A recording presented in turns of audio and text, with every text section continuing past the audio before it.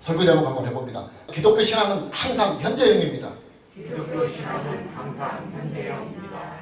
신명기 5장은 출애굽기 20장 사건을 다시 반복하여 기록한 내용입니다. 출애굽기 20장의 사건이 뭐냐? 십계명 사건입니다. 하나님께서 시내산에 불 가운데 강림을 하셔서 이스라엘 자손들 전체가 생생하게 다 들을 수 있도록 하나님의 분명하신 음성으로 10가지의 계명을 직접 말씀해 주시고 그 10가지의 말씀하신 계명을 또 2개의 돌판 위에 하나님께서 직접 글씨로 새겨서 이스라엘 자손들에게 주신 사건입니다. 중요한 것은 십계명이 가지고 있는 특수한 속성입니다. 하나님의 말씀이 가지고 있는 특수한 성질입니다. 오늘의 본문 말씀은 하나님의 말씀이 가지고 있는 그 특수한 속성에 대하여 이렇게 선포하고 있습니다. 첫째, 하나님의 말씀은 시간과 공간을 초월해서 언제든지 어디서나 그리고 영원히 효력이 있는 절대적인 말씀이라는 사실입니다. 본문 1절에 보면 모세가 온 이스라엘을 불러 그들에게 이르되 이스라엘아, 오늘 내가 너희의 귀에 말하는 규례와 법도를 듣고 그것을 배우며 지켜 행하라. 모세는 본문 1절의 말씀에서 십계명은 오늘 너희에게 주는 하나님의 말씀이다, 이렇게 선포하고 있습니다. 모세는 하나님께서 39년 전에 출애굽 제1세대들에게 주셨던 그 십계명이 지금도 동일하게 이스라엘의 신세대들, 출애굽 제2세대들에게도 동일하게 효력을 발생하고 있는 하나님의 말씀이라고 선포를 하고 있는 것입니다. 하나님의 말씀은 과거에 하신 말씀이요, 또 과거에 기록된 말씀이라고 하더라도 하나님의 말씀은 과거형에 묶여있는 말씀이 아니라 언제나 현재형, 현재 속에서 우리에게 말씀하시는 현재형의 말씀이라고 선포하고 있는 것입니다. 아주 중요한 말입니다. 본문 2절과 3절 말씀을 보면 더욱더 선명하고도 분명하게 이 사실이 선포가 되고 있습니다. 본문 2절 3절입니다. 우리 하나님 여호와께서 호렙산에서 우리와 언약을 세우셨나니 이 언약은 여호와께서 우리 조상들과 세우신 것이 아니요 오늘 여기 살아있는 우리 곧 우리와 세우신 것이라. 모세는 이스라엘의 신세대들에게 이렇게 하나님의 말씀을 선포합니다. 39년 전에 하나님께서는 시내산에서 너희의 부모들, 너희의 아비들과 언약을 맺었다. 그러나 그 언약은 39년 전에 과거의 언약이 아니라 지금 너희와 맺는 현재의 언약이다, 이렇게 지금 선포하고 있는 것입니다.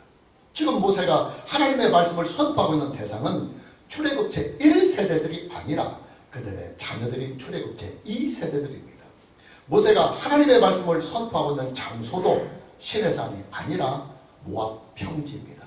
그러나 모세는 하나님께서 39년 전에 출애굽 제1세대들에게 시내산에서 주셨던 그 언약은 과거의 언약이 아니라 지금 모압 평지에 모여있는 출애굽 제2세대들에게 주시는 현재의 언약이다, 이렇게 선포를 하고 있는 것입니다. 여러분, 성경에 기록된 하나님의 말씀은요, 성경이 기록된 연대로만 보면, 시간대로만 보면 다 과거에 기록된 말씀들입니다. 지금 우리가 만나고 있는 신명기는 지금부터 약 3,500년 전에 기록된 말씀이고, 또 신구약 성경 66권 중에서 가장 최근에 가장 나중에 기록된 요한계시록도 지금부터 약 1900년 전에 기록된 하나님의 말씀입니다.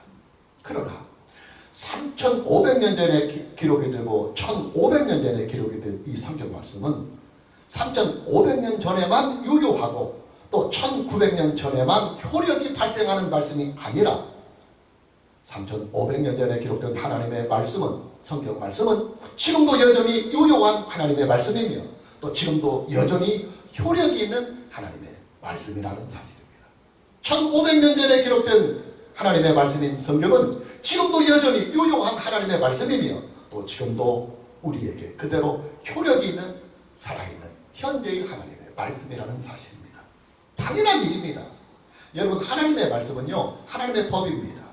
법이라고 하는 것은 한번 제정이 되어서 공포가 되면 그 법이 다시 개정이 되거나 폐지가 되지 아니하는 한 영구적으로 유효한 법이 되고 또 영구적으로 효력이 발생하는 법이 됩니다.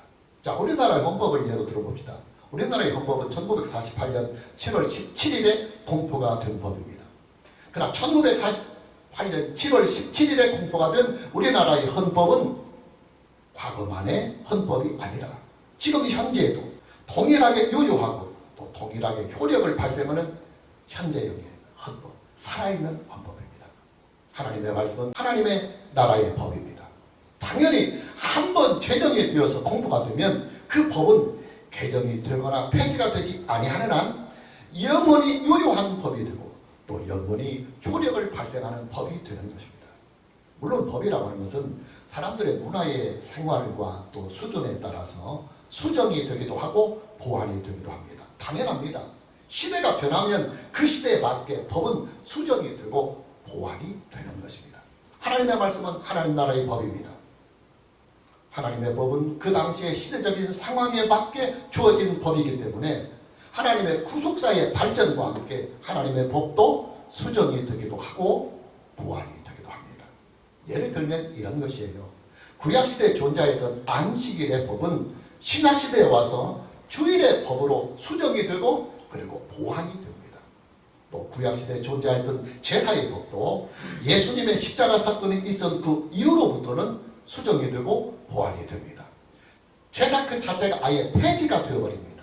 왜냐? 짐승을 잡아서 제사는 구약의 제사법은 예수님의 십자가 사건으로 말미암아 온전하고도 영원한 제사가 되었기 때문입니다.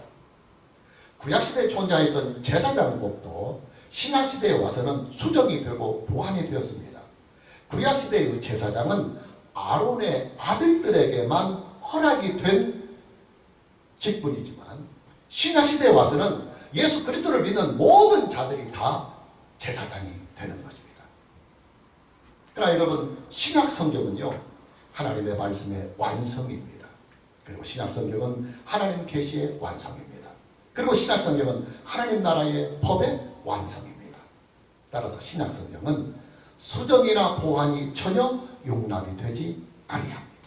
신약 성경의 법은 하나님의 구속사가 다 완성이 될 때까지 일정 이력도 변하지 아니하고 그대로 존재하는 것입니다. 하나님의 말씀은 하나님 나라의 법이지만 동시에 하나님의 약속이요 또 하나님의 언약이기도 합니다. 우리가 이제 부동산 매매 계약을 했다고 한번 해봅시다. 부동산을 소유하고 있는 상대방에게 그 부동산에 대한 정당한 값을 다 지불하고 그 상대방의 부동산을 내가 샀습니다. 그리고 정상적인 부동산 매매 계약서를 작성을 했다고 한번 해봅시다. 그렇다면 그 부동산 매매 계약서는 영구적인 효력을 발생을 합니다. 그 계약서를 가지고 법원에 가서 부동산 소유권 등기 이전을 신청하면 그 부동산은 법적으로 완전히 내 소유가 되는 것입니다. 하나님의 말씀은 하나님과 그를 믿는 자들이 맺은 계약입니다. 하나님의 말씀은 하나님과 그를 믿는 자들이 맺은 언약이요 또 하나님의 말씀은 하나님과 그를 믿는 자들이 서로 함께 맺은 약속이기도 합니다. 당연히 하나님과 맺은 계약 또 하나님과 맺은 언약 하나님과 맺은 이 약속은 이 계약과 이 언약과 이 약속이 온전히 다 완성이 될 때까지 영구적으로 유효한 계약이 되고 또 영구적으로 효력을 발생하는 언약이 되는 것입니다. 하나님의 말씀은 또 하나님의 자기 계시이기도 합니다. 계시라고 하는 것은 베일을 벗는다는 말이에요. 베일을 벗어서 진면목을 그대로 드러내는 것. 이것을 성경에서 계시라고 말합니다. 감추었던 비밀을 이제는 다 공개하겠다 하는 것이 계시라는 말의 뜻입니다. 옛날에 결혼 풍습을 보면 결혼식에 임하는 신부가 얼굴을 가리고 베일을 쓰고 이렇게 입장을 해요. 그래서 서양의 결혼식에서는 결혼 직장에서 신랑이 신부의 베일을 이렇게 벗겨주고 이래 예식을 올립니다. 그러나 동양의 결혼식은 대부분 신혼 첫날 밤에 신랑이 신부의 베일을 벗기고 잠자리에 들어가는 것이 동양 결혼의 풍습입니다. 그런데 여러분, 신부가 한번 베일을 벗으면요 다시는 그 베일을 다시 쓰지 아니합니다. 한번 베일을 벗어서 자기 얼굴을 남편에게 그대로 보여주면 그 다음부터 신랑과 신부는 죽을 때까지 얼굴과 얼굴을 맞대고 살아간 것입니다. 하나님의 말씀은 하나님의 자기 계시입니다. 영으로 존재하시는 하나님께서 말씀을 매개체로 삼아서 야, 나는 이런 분이다. 너희가 믿는 하나님은 이런 꼴이 나고 베일에 감춰 있었던 하나님의 존재를 스스로 나타내시고 또 스스로 드러내신 일, 이것이 바로 성경 말씀이고 하나님의 말씀입니다. 당연히 하나님께서는 한번 자기의 존재를 계시로 나타내 주시면 이것은 이제 베일을 벗은 것이기 때문에 그 계시는 영원히 유효한 계시가 되고 또 영원한 효력을 발생하는 계시가 되는 것입니다. 자, 무슨 말이냐? 하나님의 기록된 말씀이 신구약 성경 66권의 이 말씀은 멀게는 3,500년 전 그리고 가깝게는 1,900년 전에 기록된 말씀이지만 이 말씀은 지금도 여전히 살아있는 말씀이요, 또 지금도 동일하게 유효하고 또 동일하게 효력을 발생하는 현재형의 말씀, 현재의 말씀이라는 사실입니다. 따라서 하나님의 말씀을 믿고 우리가 순종을 하면 하나님의 말씀으로 약속된 모든 은혜와 모든 복을 우리의 현실 속에서 지금 우리가 얻고 지금 우리가 누릴 수가 있는 것입니다. 오늘 저와 여러분 모두에게 하나님의 기록된 말씀인 신구약 성경 66권을 믿고 순종하는 이 은혜가 있기를 먼저 주님의 이름으로 축복합니다. 둘째로 하나님의 말씀은 전체에게 주시는 말씀이지만 그러나 동시에 나에게 주시는 하나님의 말씀이라고 하는 이 사실입니다. 우리가 참고적으로 신명기 4장 35절에서 36절 말씀을 봅니다. 이것을 네게 나타내시면, 이것은 십계명입니다. 이것을 네게 나타내시면 여호와는 하나님이시고 그 외에는 다른 신이 없음을 네게 알게 하려 하십니다. 여호와께서 너를 교훈하시려고 하늘에서부터 그의 음성을 네게 듣게 하시며 또 땅에서는 그의 큰 복을 네게 보이시고 내가 불 가운데서 나오는 그의 말씀을 듣게 하셨다. 자, 지난주일 예배에 만났던 설교 본문입니다. 신명기 4장 35절과 36절 말씀을 보면 모세는 이스라엘 공동체, 이스라엘 전체에게 하나님의 말씀을 선포하면서 당연히 이게 전체 무리들을 향하여 하는 선포이니까 너희라고 하는 복수의 표현을 해야 되는데 그렇게 하지 아니하고 너라고 하는 단수를 사용해서 말씀을 선포하고 있다는 사실입니다. 이게 하나님께서 이스라엘 전체에게 십계명을 주실 때 전체에게 주시는 말씀이지만 또 때로는 단수를 사용해서 너라고 하는 표현을 쓰면서 한 사람 한 사람에게 하나님께서는 이 십계명을 주고 계시다는 사실입니다. 하나님의 말씀은 이스라엘 공동체 전체에게 주시는 말씀이지만 그러나 동시에 하나님의 말씀은 이스라엘 자손들 한 사람 한 사람에게 개인적으로 주시고 개인적으로 하시는 말씀이라고 하는 사실입니다. 아주 중요한 말이에요. 그리고 다시 오늘 본문 말씀인 6절입니다. 나는 너를 애굽 땅 종 되었던 집에서 인도하여 낸 네 하나님 여호와라. 본문 6절 말씀에서도 하나님께서 이스라엘 자손들에게 십계명을 주실 때 하셨던 그 말씀을 그대로 다시 선포를 하시면서 하나님께서 지금 출애굽을 시킨 사람들은 이스라엘 공동체입니다. 약 200여만 명이 되는 그 엄청난 사람들을 다 구원하셨지만 애굽에서 출애굽시켰지만 하나님께서는 그들을 향하여 너희라고 하는 복수를 사용하지 않고 너라고 하는 단수를 사용하여 말씀하고 있다는 사실입니다. 자, 이게 무슨 말이냐?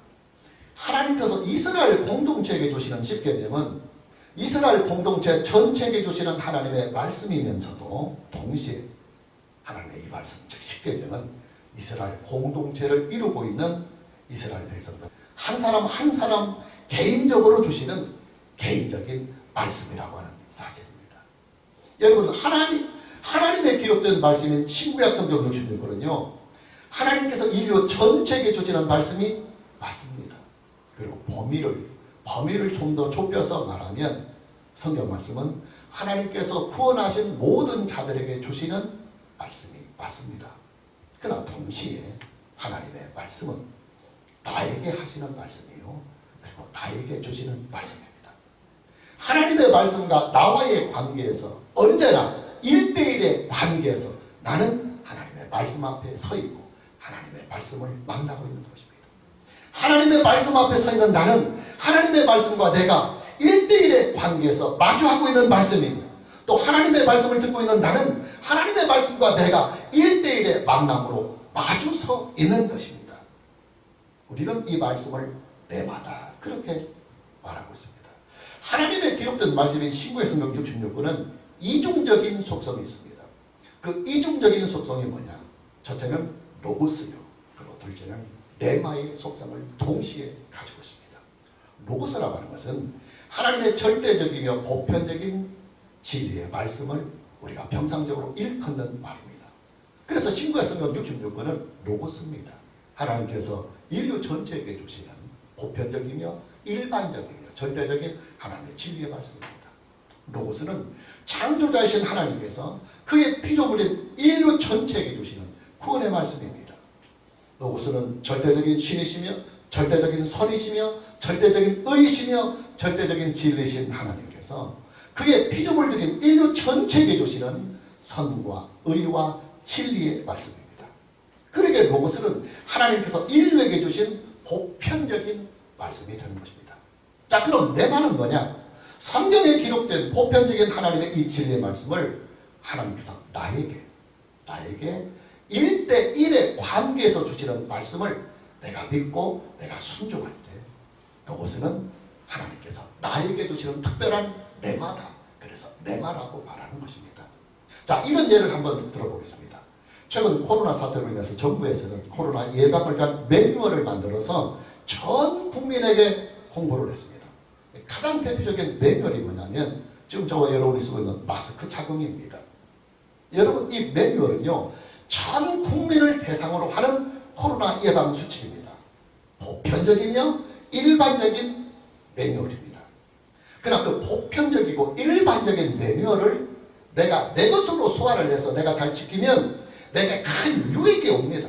코로나 전염병으로부터 상당 부분 나를 안전하게 지켜줄 수 있는 나의 매뉴얼이 되는 것입니다. 무슨 말이냐? 하나님의 기록된 말씀인 신구의 성경 66권은 로고스와 레마의 이중적인 속성을 함께 가지고 있다는 말입니다.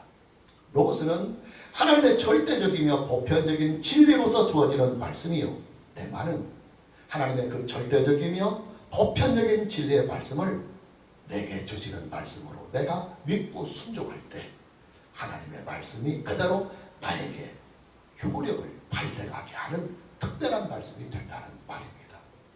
기독교 신앙은 하나님의 로고스를, 보편적이며 절대적인 하나님의 말씀인 로고스를 하나님께서 나에게 주시는 말씀으로 믿는 레마의 신앙입니다. 아주 중요한 말이에요.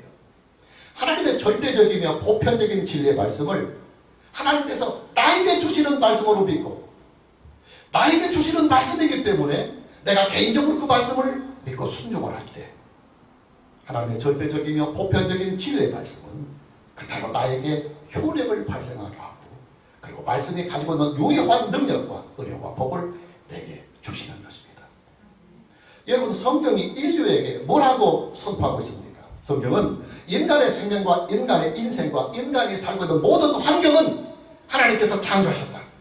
그리고 창조하신 것으로 하나님께서 손을 떼신 것이 아니라 창조하신 이 모든 세계를 지금도 하나님께서는 통치하시고 섭리하시고 경영하시며 보존하시고 심판하시고 구원하신다고 선포하고 있습니다. 또한 성경은 모든 인간은 창조하신 하나님을 떠나서 부패하고 타락한 상태에 있다. 죄인이라고 선포하고 있습니다.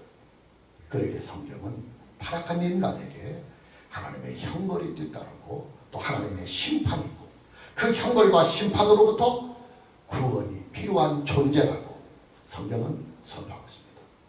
그 구원의 길이 뭐냐? 구속의 주님이신 예수 그리스도를 내가 믿는 것입니다.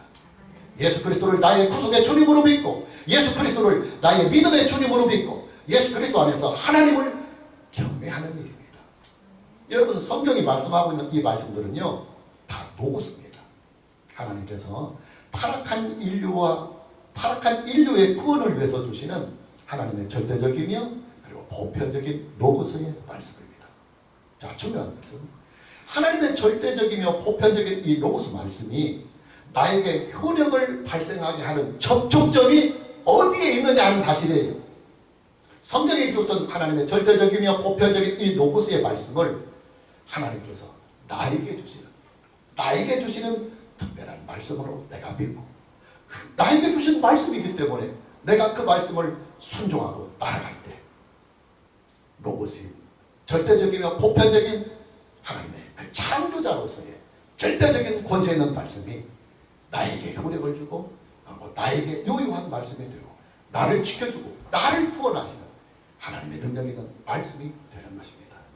오늘 저와 여러분 모두에게 하나님의 기록된 말씀이 신구약 성경 66권을 보편적이며 절대적인 로고스의 말씀으로 믿고 또 그 로고스의 말씀이 하나님께서 나에게 주시는 특별하신 말씀인 내 말하고 믿는 이 은혜가 있기를 주님의 이름으로 축복합니다. 셋째, 그렇기 때문에 우리의 믿음 역시도 항상 현재형의 믿음이라고 하는 사실입니다. 아주 중요한 말이에요. 하나님의 말씀이 현재형이요. 그리고 하나님의 말씀은 지금도 여전히 로고스를 통해서 나에게 개인적으로 주시는 레마의 말씀이기 때문에 지금 예수 그리스도 안에서 하나님을 믿는 우리의 믿음 역시도 과거형의 믿음이 아니라 항상 현재형의 믿음이라고 하는 이 사실입니다. 본문 2절과 3절입니다. 우리 하나님 여호와께서 호렙산에서 우리와 언약을 세우셨나니 이 언약은 여호와께서 우리 조상들과 세우신 것이 아니요 오늘 여기 살아있는 우리 곧 우리와 세우신 것이라. 본문 2절과 3절에 기록된 이 말씀은 두 가지 의미를 가지고 기록된 말씀입니다. 저는 서두에서도 말씀을 드렸지만 하나님의 말씀은 과거에 하신 말씀이라 하더라도 과거에 기록된 말씀이라 하더라도 그 말씀은 항상 현재에도 동일한 효력과 그리고 동일하게 유효한 말씀이라는 사실입니다. 그리고 둘째는 그렇기 때문에 하나님의 말씀의 터 위에서 하나님을 믿는 기독교 신앙의 믿음 역시도 과거의 믿음이 아니라 언제나 항상 현재형의 믿음이다 하는 의미를 담고 있는 말씀입니다. 자, 예를 한번 들어보겠습니다. 조금 전에 부동산 매매 계약을 예로 들었습니다. 여러분, 부동산 매매 계약을 한 시점은 과거의 시점이 될 수 있어요. 지금 여러분들이 살고 있는 여러분의 집 소유나 부동산도 사실은 과거에 다 매매 계약을 해서 과거에 등기 이전을 한 과거의 일입니다. 10년 전에 부동산 매매 계약을 할 수도 있고 또 어떤 경우는 100년 전에 부동산 매매 계약을 할 수도 있습니다. 그러나 10년 전에 한 부동산 매매 계약이나 100년 전에 한 부동산 매매 계약의 효력은 부동산 매매 계약을 한 그 시점으로부터 영구적으로 효력을 발생하는 것입니다. 100년 전에 한 부동산 매매 계약의 효력은 지금 현재뿐만이 아니라 이것을 다시 다른 사람에게 소유권을 이전하지 아니하는 한 미래까지도 영구적인 효력을 발생시키고 있는 것입니다. 기독교 신앙은 하나님의 약속의 말씀에 터 위에 존재하는 신앙입니다. 약속은 계약이라는 말입니다. 그래서 구약 성경을 옛 계약이다. 그리고 신약 성경은 새롭게 갱신이 된 계약이다. 이렇게 말씀하고 있는 것입니다. 당연히 하나님과의 계약의 터 위에서 세워진 기독교의 이 믿음은 항상 현재의 믿음입니다. 내가 20년 전에 예수님을 믿을 수도 있어요. 또 50년 전에 예수님을 믿었을 수도 있어요. 그러나 여러분의 구원은 50년 전의 믿음으로 구원받는 것이 아니고 20년 전의 믿음으로 구원을 받는 것이 아니고 지금 현재의 믿음으로 구원을 받는 것입니다. 오늘의 믿음입니다. 오늘의 믿음으로 하나님을 믿고 섬기며 오늘의 믿음으로 우리는 하나님을 예배하는 것이고 또 오늘의 믿음으로 우리는 하나님께 기도하며 오늘의 믿음으로 우리는 하나님께 나아가는 것입니다. 여러분, 기독교의 믿음은요, 과거에 아무리 잘 믿었다 하더라도 지금 현재의 믿음이 부실하다고 한다면 그의 신앙은 부실한 신앙이 맞습니다. 반대로 과거에는 부실하고 형편없는 믿음이었더라 할지라도 지금 현재 내가 바르게 성실하게 잘 믿고 있으면 그 믿음은 분명히 좋은 믿음입니다. 자, 이런 사실이 가장 성경에 드러나 있는 사건이 두 가지가 있어요. 하나는 가룟 유다의 사건이고 또 하나는 십자가상의 한 강도의 사건입니다. 가룟 유다는 출발은 좋았으나 끝이 좋지 않은 믿음의 소유자였습니다. 그는 예수님의 12제자로 믿음을 출발하였다가 예수님을 팔아먹는 배신자로 종말을 맞이했습니다. 그런 배신자입니다. 그러나 예수님과 함께 십자가상에 달린 한 강도는 과거는 광도였어요. 평생 동안 그는 강도 짓을 하며 살았습니다. 그러나 그는 죽기 전에 예수님에게 구원을 요청하면서 예수님의 구원하시는 은혜를 잊게 됩니다. 그의 인생의 마무리를 구원으로 마무리하는 것입니다. 여러분, 기독교 신앙은요, 관계의 신앙입니다. 중요한 말이에요. 관계의 신앙입니다. 법적으로 기독교 신앙을 표현하면 예수 그리스도를 믿음으로 말미암아 하나님과 내가 법적으로 아버지와 자식의 관계가 되는 신앙, 이것이 바로 기독교 신앙입니다. 여러분, 저와 여러분이 예수님을 믿어서 하나님의 자녀가 되면요, 하나님의 법이 두텁게 우리를 하나님의 자녀로 보호해 줍니다. 인정해 줍니다. 이거 바꿀 수 없어요. 못 바꿉니다. 법이 그러니까요. 또 영적으로 기독교의 믿음을 말하면 예수 그리스도를 믿음으로 말미암아 성령 안에서 예수 그리스도와 내가 영으로 하나가 되는 관계, 연합이 되는 관계, 이것이 바로 기독교 신앙입니다. 자, 여기에서 말하는 연합, 그리고 하나가 된다는 말은 영적으로 부부가 된다는 말이에요. 영적으로 부부가 된다는 말이에요. 그래서 성경은 예수 그리스도를 그를 믿는 자들의 신랑이다, 이렇게 선포하고 있는 것입니다. 자, 그런데 여러분, 부부의 관계라고 하는 것은요, 항상 현재형입니다. 과거에는 부부였을지라도 지금 현재 부부가 아니면 두 사람은 남남이 맞습니다. 그러나 반대로 과거에는 서로 남남이었다 할지라도 지금 현재 부부이면 그 두 사람은 부부가 맞습니다. 관계란 항상 현재형으로 존재하고 있다는 말입니다. 자, 무슨 말이냐? 기독교 신앙은 관계의 신앙이기 때문에 항상 현재형의 신앙입니다.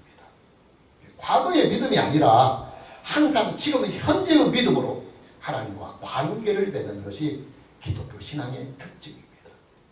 따라서 우리는 현재의 믿음에 최선을 다해야 합니다.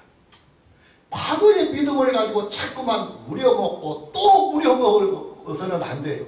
뭐 사고를 우려먹듯이 막 몇 번이고 막 20년 전에 체험했던 은혜고 30년 전에 열심히 했던 거 계속 그것만 리바이벌 해서는 안 돼요. 우려먹고 또 우려먹어서는 안 됩니다.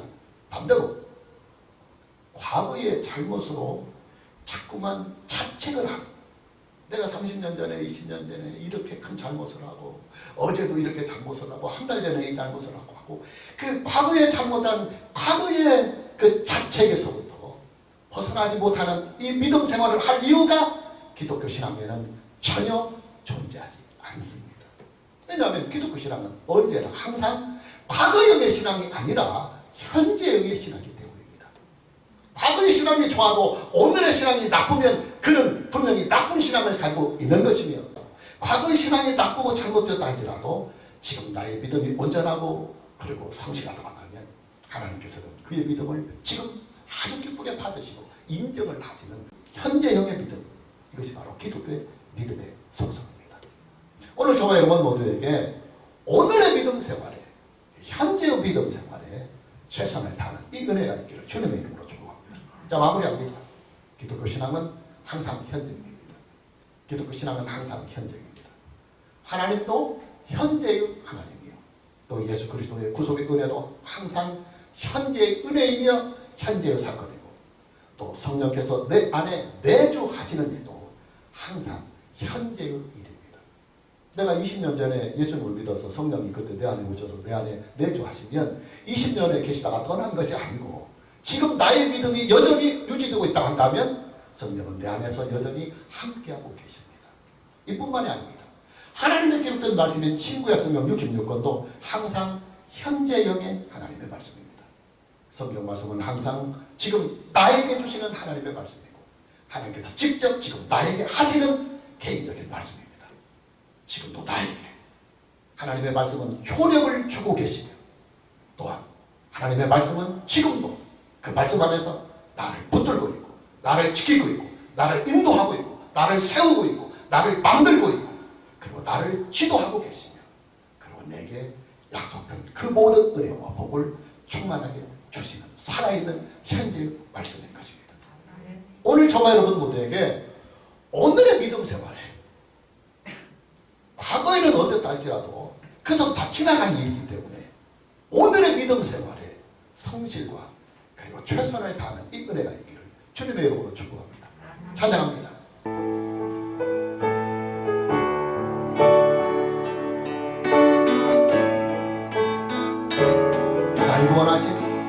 날 구원하신 주 감사 모든 것 주신 감사 지난 추억이네 감사 주의 곁에 계시네 향기로운 봄철의 감사 외로운 날 감사 눈물도 감사 너희가 평안해 응답하신 뒤도 감사 거절하신 것 감사 배처럼 봄날 감사 모든 것 채우시네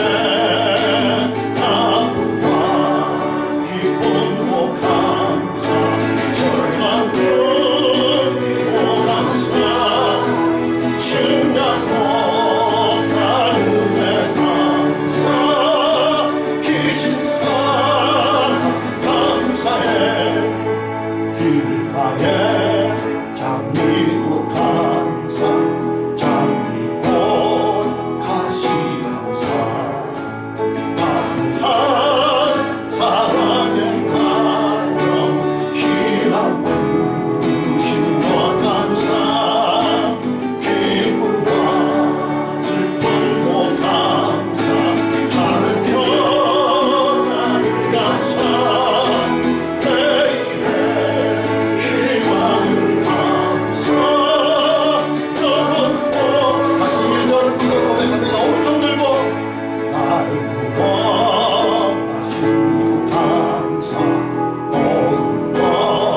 주신 감사 지난 주